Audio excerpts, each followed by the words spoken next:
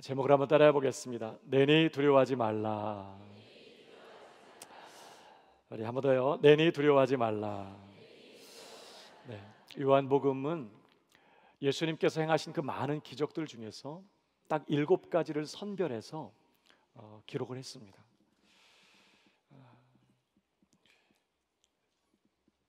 예수님이 하나님의 아들이시며 그리스도이신 것을 입증하는 그러한 표적으로서 이 7가지 기적을 요한복음에 기록을 했어요. 그 중에서 지난 주일 본문에 우리 오병이어의 기적은 7가지 중에 4번째 기적에 해당하고요. 오늘 우리가 함께 읽은 본문의 기적은 5번째, 예수님의 신성을 입증하는 기적입니다. 예수님께서 폭풍이 몰아치는 바다를 걸어서 제자들에게 오셨어요. 그리고 한순간에 풍랑을 제압하십니다. 그리고 고난 중에 있던 제자들을 구원하신 사건이 오늘 우리가 읽은 본문의 내용입니다. 지난 시간에 우리가 잠깐 살펴본 것처럼 목사님이 설교해 주셨는데요, 예수님께서 오병이어의 기적을 행하시자 그 자리에 있던 수많은 군중들이 흥분했습니다. 예수님을 억지로 붙들어서 임금을 삼고자 했어요. 예수님, 우리 왕 되시면 적어도 의식주 문제 해결될 수 있겠구나, 로마의 압제로부터 우리가 해방될 수 있겠구나, 그런 기대감을 가지고 예수님을 억지로 붙잡아서 왕을 삼으려고 했습니다. 예수님은 그러한 무리를 떠나가셨어요. 그렇게 하는 것이 결국 하나님의 뜻이 아니었기 때문에, 또 사람들의 요구에 흔들리지 않고 끝까지 하나님의 뜻을 이루는 그런 사역 감당하시기 위하여 예수님은 그들을 떠나셔서 홀로 산에 가셔서 기도하시게 됩니다. 오늘 이제 본문의 사건은요, 바로 그런 상황 속에서 일어난 사건이었습니다. 오늘 본문을 통해서 우리에게 주시는 몇 가지 교훈이 있는데요, 그 첫 번째는 어떤 순간에도 우리 안에 어두움을 용납해서는 안 된다는 것입니다. 오늘 16절을 보실까요? 저물매 제자들이 바다에 내려가서 배를 타고 바다를 건너 가버나움으로 가는데 이미 어두웠고 예수는 아직 그들에게 오시지 아니하셨더니 큰 바람이 불어 파도가 일어나더라. 지금 어떤 상황인지 짐작이 되시죠? 예수님은 홀로 산에서 기도하고 계시고 제자들만 배를 타고 갈릴리 바다를 건너 가고 있다가 한복판에서 큰 풍랑을 만나게 된 것입니다. 그런데 여러분, 오늘 이 구절을 잘 들여다보면요, 제자들이 바다에서 큰 풍랑을 만난 이런 위기가 지금 어떤 상황에서 일어났다고 설명하고 있죠? 17절에 보니까요, 이미 어두웠고 어두울 때였다는 거예요. 어두울 때. 그 다음에요, 예수는 아직 그들에게 오시지 아니하셨더니. 그러니까 예수님이 제자들 가운데 안 계실 때, 어두울 때, 그리고 예수님 안 계실 때 이 큰 풍랑을 만나게 됐다, 이렇게 지금 설명하고 있는 것입니다. 이 구절에서 요한은요, 지금 어두움과 예수님이 안 계신 예수님의 이 부재 상황을 연결시키고 있어요. 그러면서 이것이 제자들이 바다 한복판에서 큰 위기를 만난 원인으로 지적하고 있는 것입니다. 그런데 여러분, 오늘 이 본문에 그 같은 사건을 기록하고 있는 마태복음을 보면 좀 더 구체적으로 그 상황을 설명하고 있어요. 사실 요한은 이미 다른 공관 복음서에 이 사건이 기록되어 있었기 때문에 자세하게 기록하지 않고 있습니다. 마태복음을 보면 좀 자세하게 설명되고 있는데 14장 22절에 보면요, 이렇게 되어 있습니다. 예수께서 즉시 제자들을 재촉하사, 지금 오병이어의 기적이 일어난 후에 무리들뿐만 아니라 제자들도 흥분해서 정신을 못 차리고 있어요. 그럴 때 예수님이 제자들을 재촉하셔서 자기가 무리를 보내는 동안에 배를 타고 앞서 건너편으로 가게 하시고 무리를 보내신 후에 기도하러 따로 산에 올라가시니라. 저물매 거기 혼자 계시더니 배가 이미 육지에서 술이나 떠나서 바람이 거스름으로 물결로 말미암아 고난을 당하더라 그랬습니다. 그러니까 사실 오늘 제자들이 배를 타고 바다 건너편에 간 것은 누구의 지시를 따른 일이었죠? 주님의 지시를 따른 일이었어요. 자기들이 그냥 예수님 버리고 간 게 아니라 주님이 먼저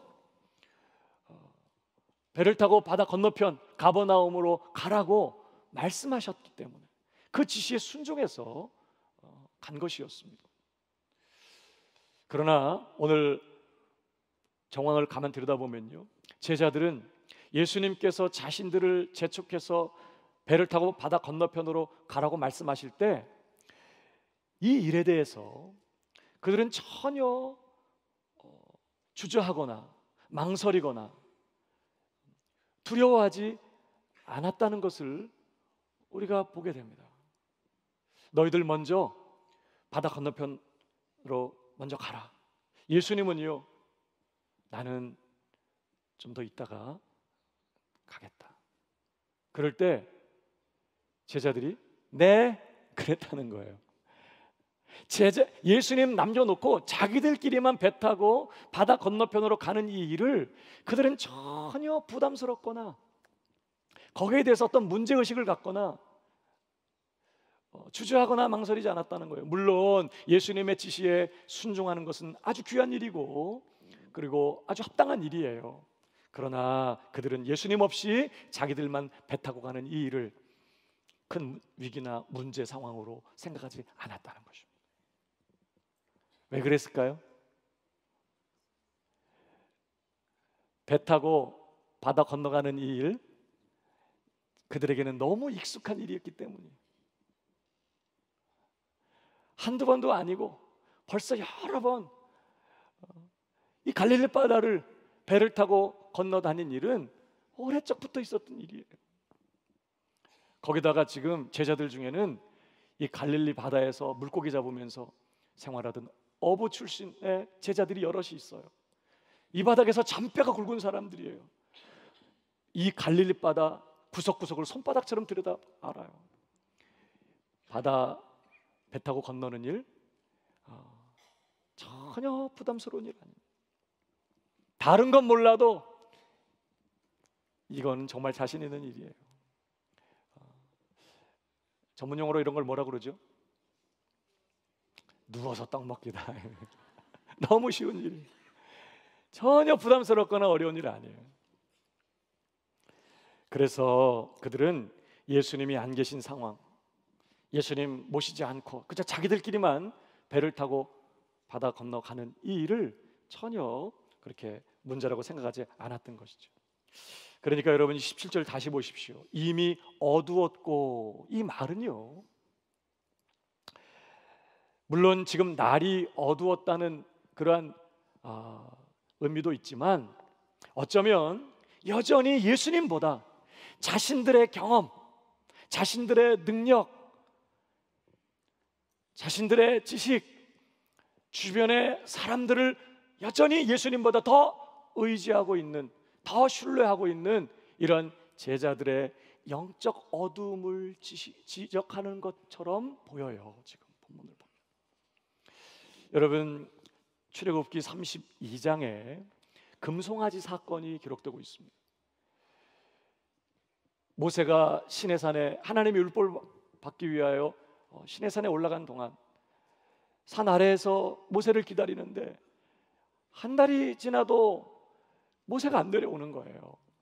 백성들이 아론을 충동질해서 우리를 가나안 땅으로 인도할 신을 만들라.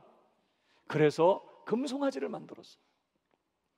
자기들을 가나안 땅으로 인도해 줄 신이라는 거예요. 그러면서 금송아지 우상 숭배를 하게 됩니다. 이때 하나님이 크게 진노하셨죠. 그리고 33장에 보면 이런 말씀이 이어지고 있어요. 1절에 여호와께서 모세에게 이르시되 너는 네가 애굽 땅에서 인도하여 낸 백성과 함께 여기를 떠나서 내가 아브라함과 이삭과 야곱에게 맹세하여 네 자손에게 주기로 한 그 땅으로 올라가라. 내가 사자를 너보다 앞서 보내어 가나안 사람과 아모리 사람과 헷 사람과 브리스 사람과 히윗 사람과 여부스 사람을 쫓아내고 너희를 젖과 꿀이 흐르는 땅에 이르게 하려니와 나는 너희와 함께 올라가지 아니하리니 너희는 목이 곧은 백성인즉 내가 길에서 너희를 징별할까 염려함이라 하시니. 여러분, 지금 하나님 뭐라고 말씀하세요? 내가 약속한 대로 가나안 땅 들여보내주겠다. 너희들이 원하는 대로 내 사자를 앞서 보내서 가나안의 모든 족속들을 다 진멸하고 너희들 가나안 땅 차지하게 해주겠다. 그러나 나는 함께 안 간다. 난 안 간다. 그래 주님 말씀하세요. 주님 마음이 많이 상하신 거죠. 백성들이 원하는 건 가나안 땅 들어가는 거지 하나님이 아니었어요. 여호와든 우상 금송아지든 가나안 땅만 들어가게 해주면 섬기겠다는 거니까요. 가나안 땅 들여보내주겠다. 그러나 난 안 간다 그랬어요. 여러분, 그럴 때 백성들이 뭐 했죠? 4절을 보니까요, 백성이 이 준엄한 말씀을 듣고 슬퍼했다 이런 말이 나와요. 여기 이 준엄한 말씀에 해당하는 히브리어 원문의 단어가 하다바르 하라아입니다. 지각하면 이 나쁜 말씀을 듣고 이런 뜻이에요. 좀 의역하면 이 재앙의 말씀을 듣고 이런 뜻입니다.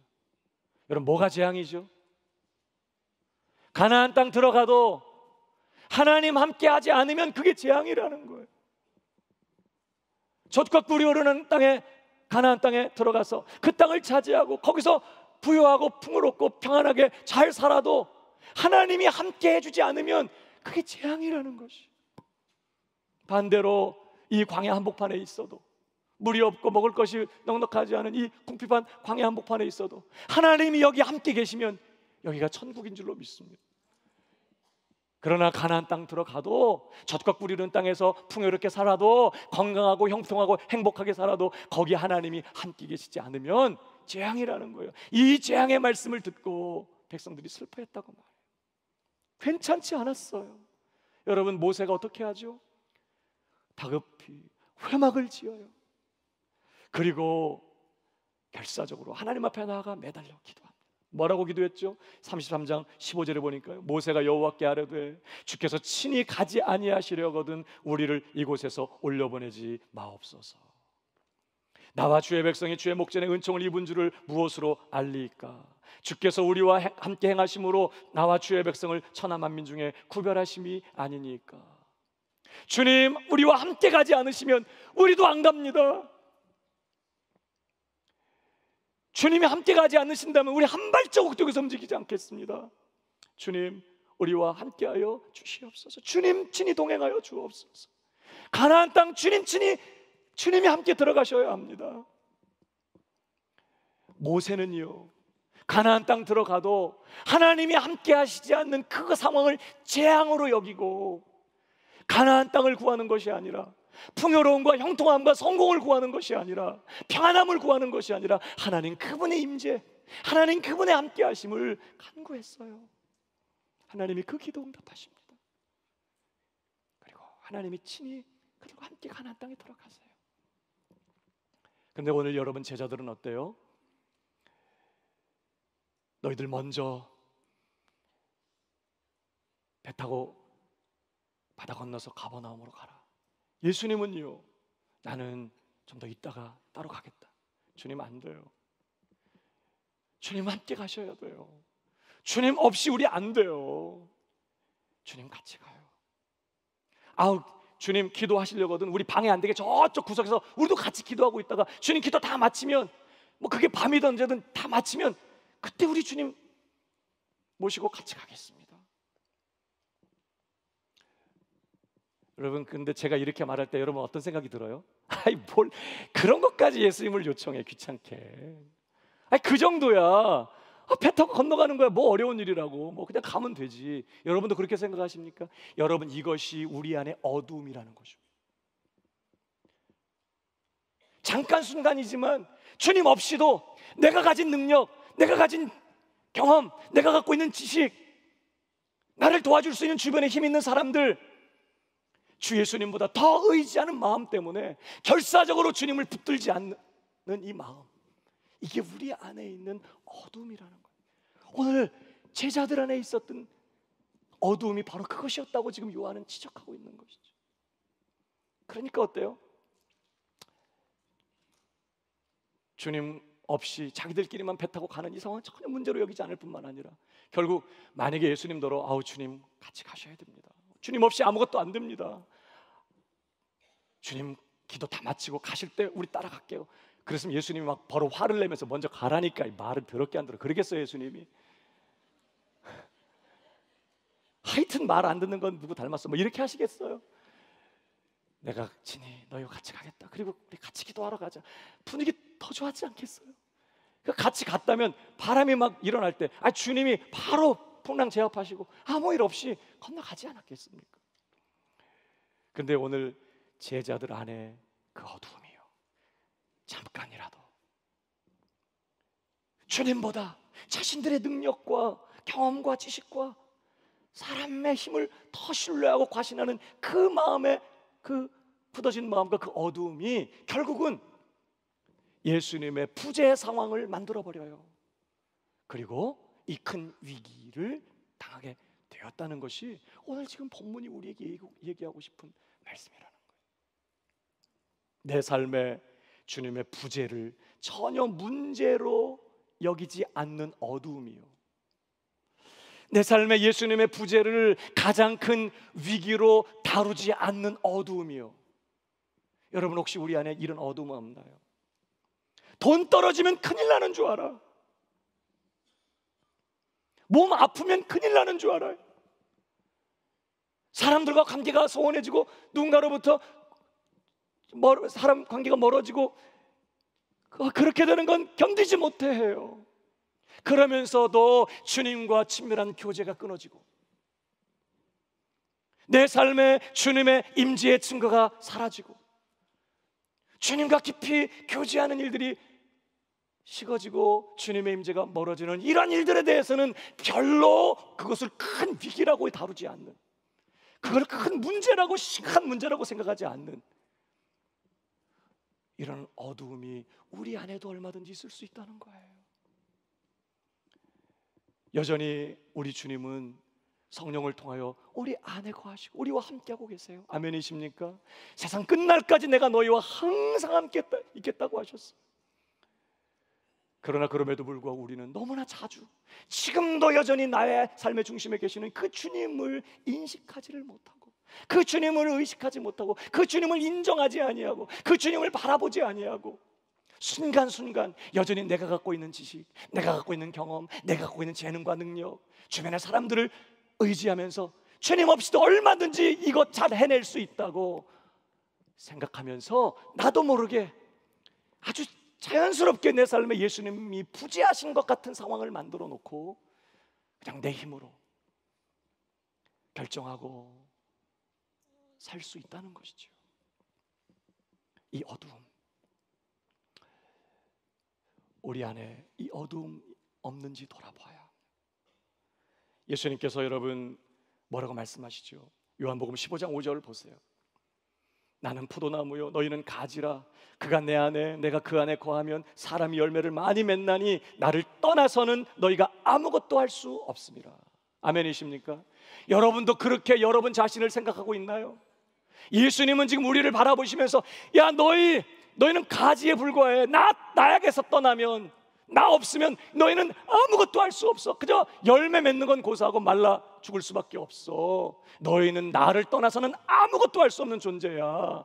주님은 우리를 그렇게 바라보시면서 그렇게 말씀하시는데 정작 나도 그렇게 여기고 있냐고요. 나 주님 없으면, 주님 떠나서는 정말 아무것도 할 수 없습니다. 물론 이전에 주님 없이 살 때는요 나 혼자 다 했어요. 그래서 결론 뭐예요? 죄만 짓고 사는 거예요.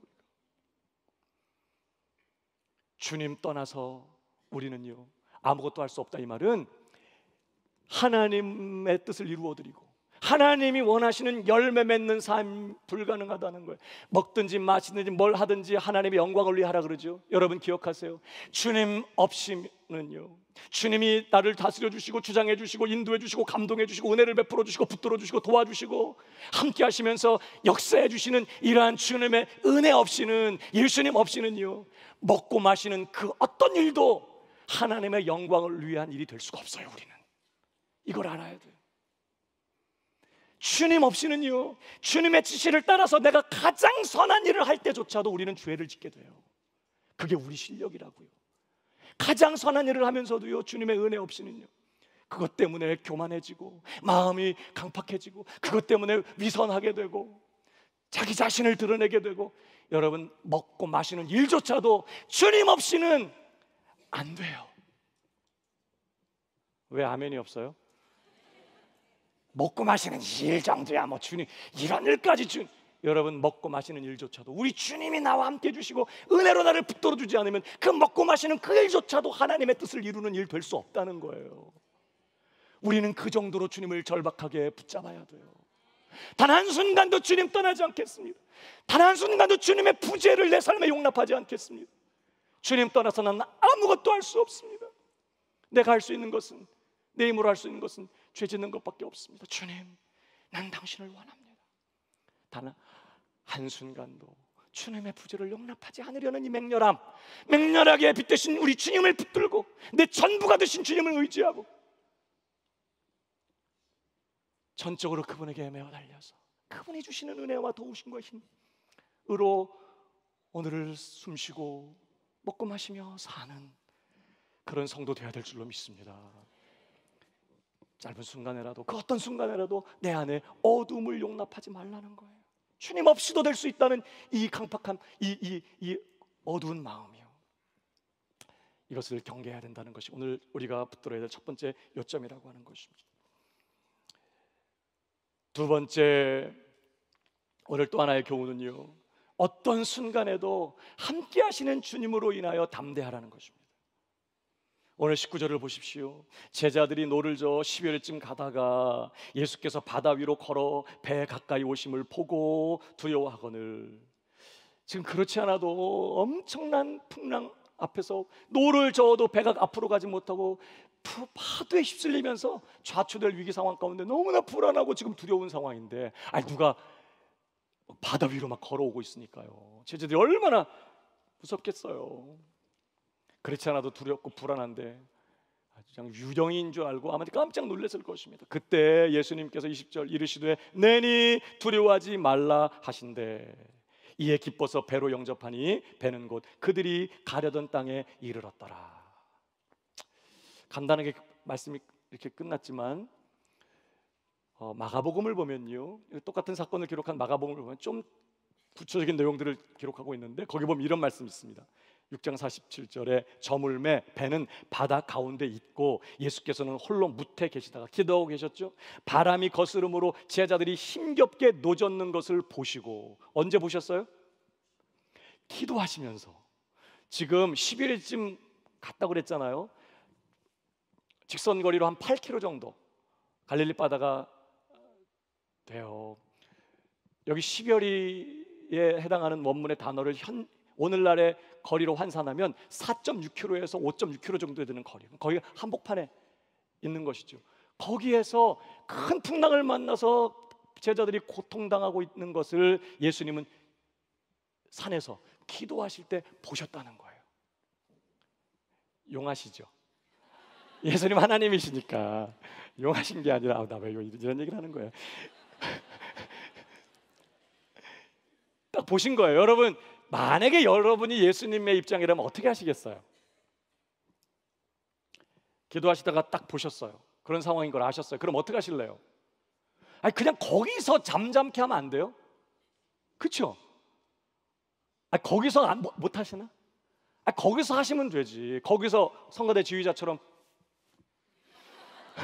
그러면 한순간 싹 잠잠해지지 않겠냐고요. 그 상황 다 보고 계시는데. 그리고 그 다음날 제자들 만났을 때, 야, 너희들 나 없이 배 타고 건너가다가 큰 풍랑 만났지? 네. 근데 갑자기 한순간에 잠잠해졌지? 네, 나였다. 주님 그러셨군요.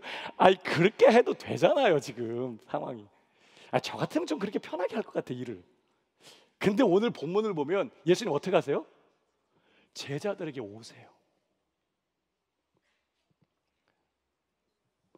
굳이 제자들에게 오세요. 왜 오시죠?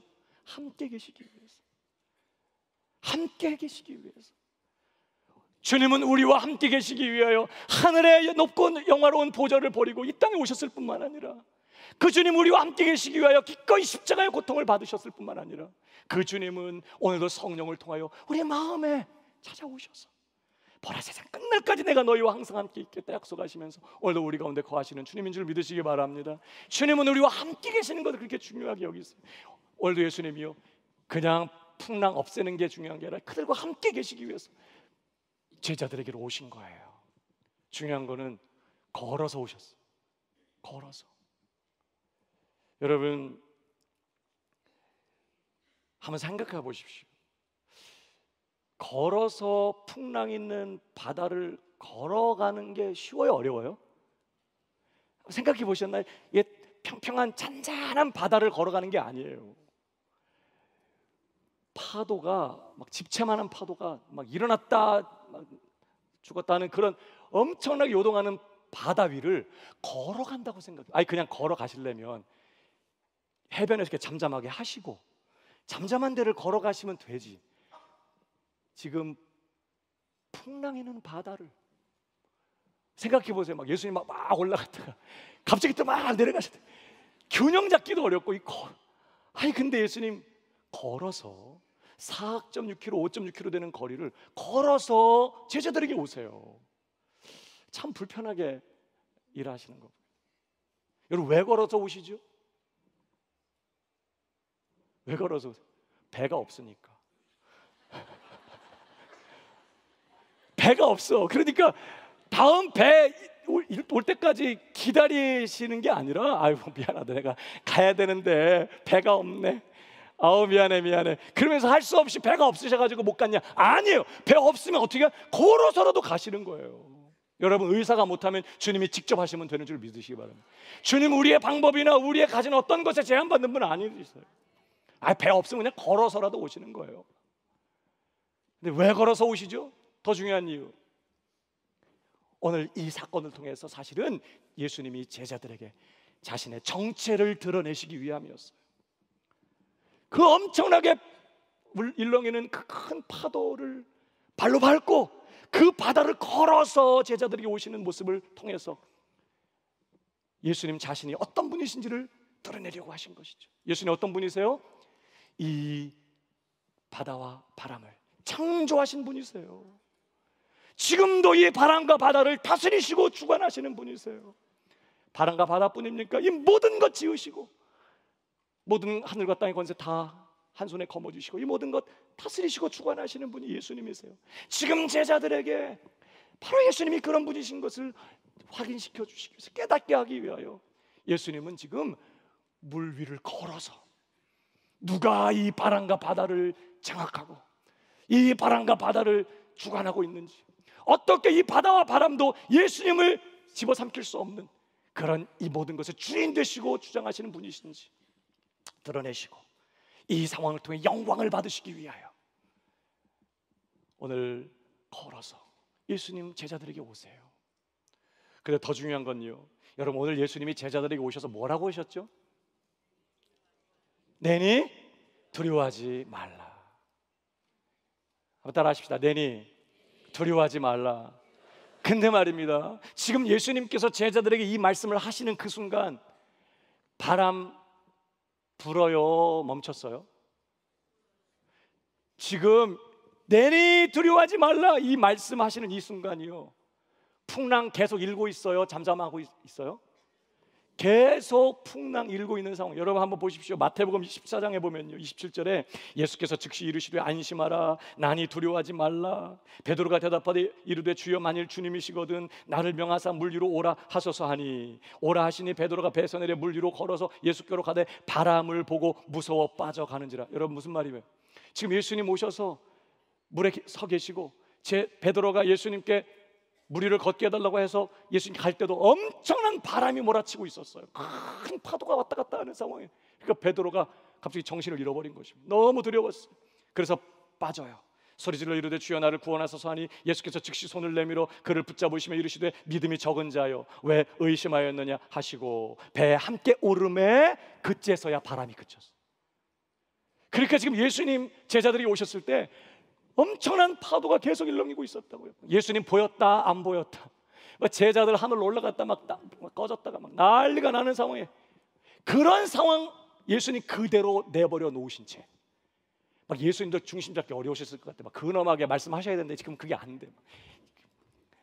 보였다 안 보였다, 올라갔다 내려갔다, 막 정신이 없이 그런 상황에서 예수님 뭐라고 말씀하세요? 내가 여기 있으니, 내가 여기 있으니, 내가 지금 너희와 함께 있으니 두려워하지 마라, 이렇게 말씀하셨다는 거예요. 그러면 지금 뭘 두려워하지 말라는 거죠? 지금 예수님이 하신 말씀이 무슨 뜻이죠? 단순히 풍랑이 사라졌기 때문에, 풍랑이 사라졌기 때문에 안심하고 평안해하고 두려워하지 않는 게 아니라, 여전히 풍랑은 함께하고 있지만, 여전히 집어삼킬 것 같은 파도는 우리를 향해 달려오고 있지만, 누구 때문에? 지금 거기 함께하고 계시는 그 주 예수님 때문에 두려워하지 않는 그런 믿음 되기를 예수님은 제자들에게 원하고 계신다는 거예요.